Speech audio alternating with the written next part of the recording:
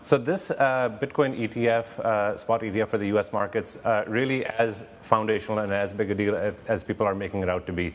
It's a structural market change for this asset class that's coming into its being. The noise and chatter around sort of this approval is certainly intensifying, and we'll see how things play out. But the way we see it is that there's going to be secular demand and funds flows that are going to be coming into this asset class, this asset in particular. And then when you couple that with the halving that's coming up, which will reduce the block subsidy that's on the supply side by half, those two factors will, I think, combine together to be pretty explosive. I think one thing that's I think reported on as but is really interesting that's happening behind the scenes as well is that Bitcoin's transaction fees are also at a relative high since 2020. And that's because the demand for Bitcoin block space has actually gone up in the last year because of these things like inscriptions and ordinals, which is kind of happening on the crypto native side.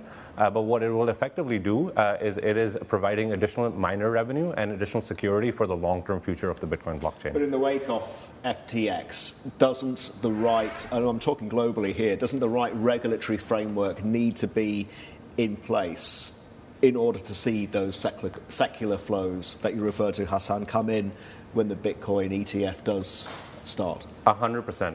And this is, I think, one of the big things that is happening associated to the ETF as well. Although in the US the regulatory conversation is still evolving, but the fact that despite that this ETF is starting to come into its being and the SEC is making way for it, signals that just the demand and the weight that's being put behind this asset class is too loud to ignore now. And what it does is it further destigmatizes and legitimizes sort of this asset class by providing kind of a familiar and compliant channel for these asset managers and allocators to be able to access this asset. Hassan, happy New Year. Talk to me about the SEC set to approve BTC ETFs. How soon are you expecting that to happen? One, and two, how big is this going to be? This has been in the conversation and in the works for sort of years and years at this point. Actually, the industry has been pushing this for almost a decade now. If you recall, a few years ago, the futures ETF was approved. And then on the basis of that, there were some sort of legal opinions that were made that there's not enough structural dissimilarities between a futures ETF and a spot ETF. That also, I think, forced the SEC's hand somewhat in getting us to this point. So how close are we?